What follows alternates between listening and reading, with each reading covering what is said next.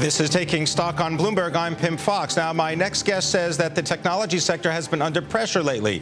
Well, we're going to find out what that means for investors. Hans Mosesmann is a managing director of equity research and analyst at Raymond James Associates. Hans is among the most accurate analysts on a number of stocks, including Intel, Micron, Altera, and Nvidia. And he joins us from St. Petersburg, Florida. Hans, welcome to Bloomberg.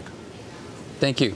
Let's talk about what's happening in the graphics chips business, because I want to get your thoughts on Nvidia. The company, when it came out with its earnings report, was even below the guidance that they had set. What's going on in the graphics business right now?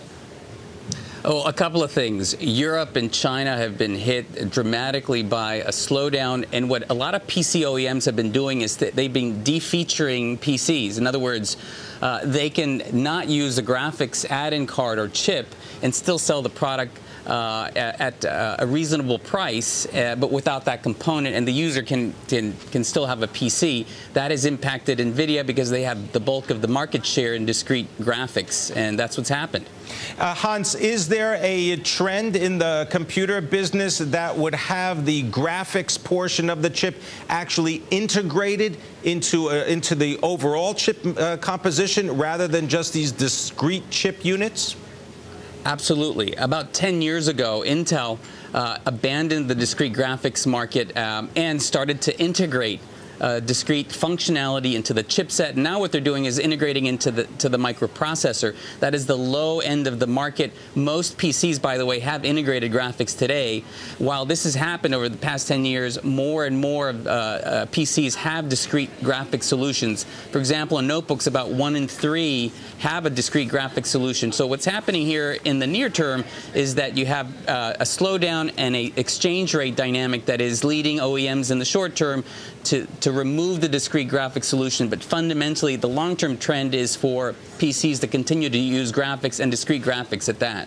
Now, this discrete graphics that you're talking about, the graphics processing unit, right, the GPU, when it comes to Nvidia, how closely is that tied to the actual video game cycle? People wanting to buy and use new video games, they're going to need more powerful graphics chips.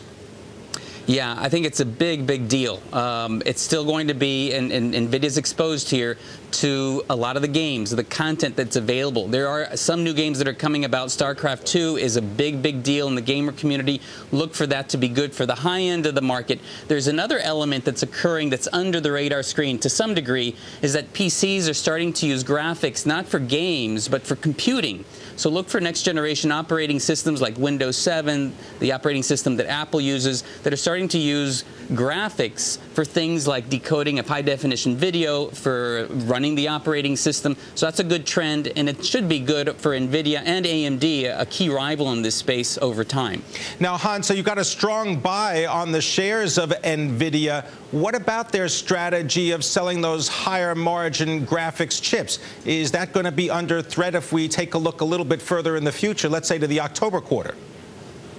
Yeah, I think that what's happening, there's lots of moving parts here, but what Nvidia does have is that the dynamic that we've seen in Europe and China was at the low end of the market. That's low margin business. What remains, and given a very strong product cycle with a chip called Fermi, is that more of the mix at the high end, and as this architecture percolates into the rest of the portfolio, look for gross margins to go up and over time go well into the 50s. So it's a mixed blessing. Some of the dynamics here are adverse, obviously, in terms of missing a quarter, the credibility issues, but margins, as the mix enriches, should be very, very good for gross margins. Now, Tegra is another chip that Nvidia has. Smartphones, tablets, is that going to be a big market for them? Yeah, potentially. Now, this is an area that they've been working on for at least 2 years. It's been very, very tough for them. It's a new area. They're more of a PC-centric company. The wireless dynamics and dealing with wireless OEMs and smartphone OEMs, very, very different. Look for some designs to start emerging over the next several months. It is a big, big potential for NVIDIA. We're not modeling aggressively for this.